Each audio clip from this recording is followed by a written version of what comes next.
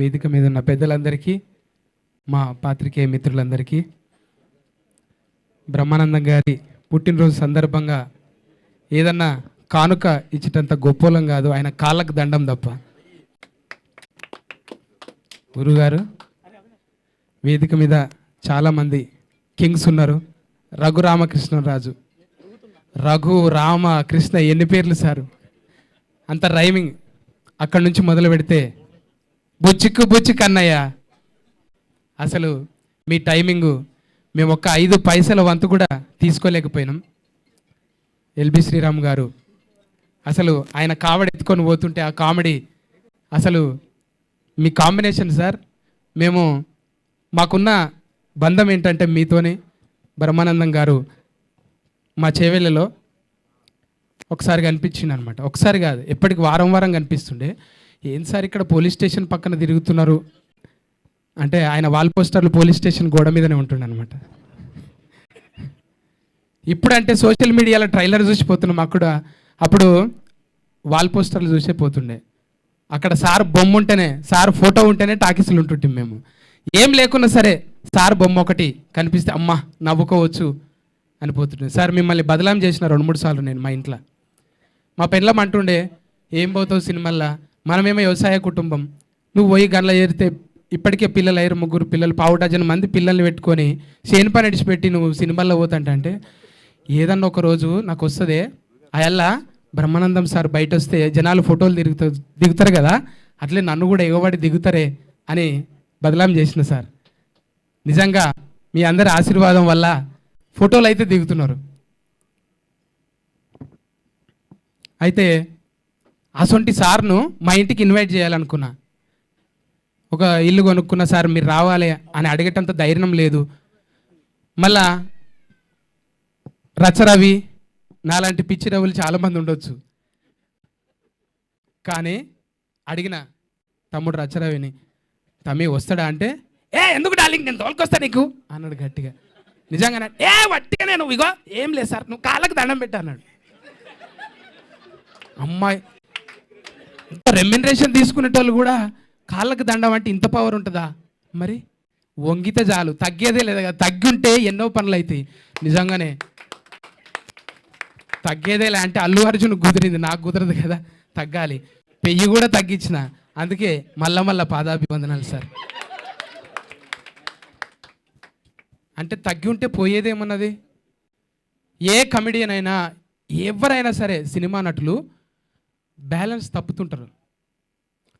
ఎవడో ఒకడు కులపోడు వస్తాడు, అన్నా నీ వెనక ఎంతమంది తెలుసా, నువ్వు రా అన్న మా దాంట్లో నువ్వు తోపన్నా అంటే పోయి అరే కొడుకుల్లారా అంటాం మా ఇంత.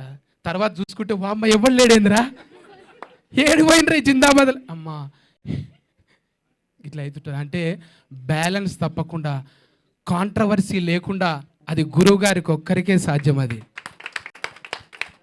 ఎంతమంది ఎన్నిసార్లు ఇన్ఫ్లుయెన్స్ చేసినా కూడా అవునా అని ఒకరికి ఇప్పుడైతే నెక్స్ట్ ఎవర్రా అని అంటే సరే వస్తాం సార్ మేము అంటే అంత బ్యాలెన్స్ చేయగలిగిన ఒకే ఒక్కడు ఆ బ్రహ్మయ్య. మీకే కుదిరిందయ్యా అది. ఇంకా చాలా చెప్పాలని సార్ మీ గురించి, చాలా చెప్పాలని ఉన్నది. ఎవరింట్లో కూడా అయినా వచ్చుడే ఎక్కువ అంటే, మా ఇంట్లో 4 పోలేలు తిన్నాడు. పోలేలు అంటే తెలుసా బచ్చాలు? అరే ఏమున్నాయి రా సత్తిగా అంటే, నాకు చూడాలిగా ఉన్న 4 గంటకే లేచి ఇలవడ్డాయి.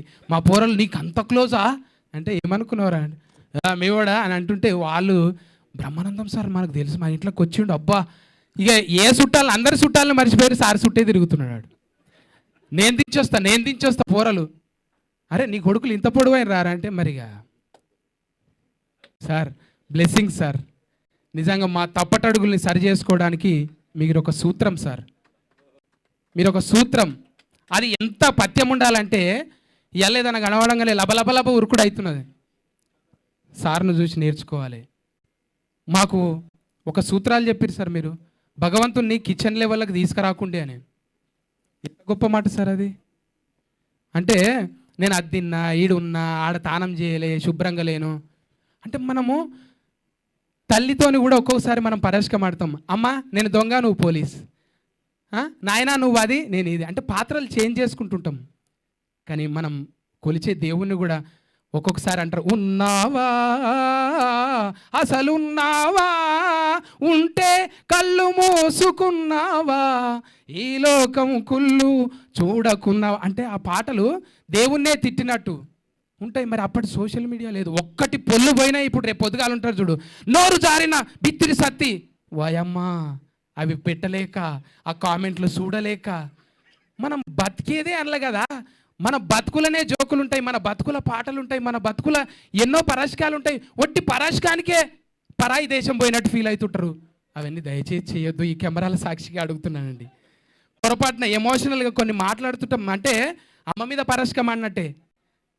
అమ్మతో పరాశకం ఆడమా మనం? ఒక్కొక్కసారి అట్లనే మనం ఉండే జీవితాన్ని ఒక్కొక్కసారి కామెడీ చేయాలనుకొని, అందుకే ఆయన చాలా తెలివిగా ఎవరిని బాడీ షేమింగ్ ఉండదు, ఆయనకు ఆయనే చేసుకుంటాడు. ఇప్పుడు నేను ఎట్లయితే సందు పనులు అనుకుంటా, డొప్ప చెవులు అనుకుంటా, తొట్టి కడుపు అనుకుంటా, అట్లా మా మీద మేమే జోకులు వేసుకొని నవ్వించడానికి ప్రయత్నం చేసే అది తప్ప కాంట్రవర్సీ ఎక్కడ ఉండదు. గురుగారిని ఆదర్శంగా తీసుకొని, గురుగారు మీకు నెంబర్ అనేది 70 అనేది ఒట్టిదే సార్. మీరు ఎన్ని తరాలు ఆ తరాలకు సరిపోయే మీరు కామెడీ బ్రహ్మ సార్. మీ ఆశీర్వాదం ఎప్పుడు ఉంటూ 3వసారి గురుగారు ఇంకా మాట్లాడుకుంటూ పోతే ఎన్నిసార్లు అవుతుందో నాకే తెలియదు. గురువుగారు అంటే అన్నిసార్లు దగ్గరకు పోతే బ్లూటూత్ ఆన్ అవుతుంది, కొంచెమన్నా ఒక 5 పైసల మందమన్న నెత్తిలోకి వస్తుందేమని దగ్గరకు వచ్చుడు సార్. ఎప్పటికీ దగ్గరికి రాలేం కదా సార్.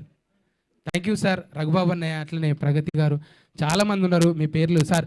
పృథ్వీ అన్నయ్య, థ్యాంక్ యూ అన్నయ్య. ఉత్తేజ అన్నయ్య అంతా ఉత్తేజపరచలేనేమో కానీ TV5 మూర్తి అన్న ఎక్కడవే అంత పూర్తిగా నేను మాట్లాడలేనేమో కానీ కొంచెం ఏదో మడత పెట్టి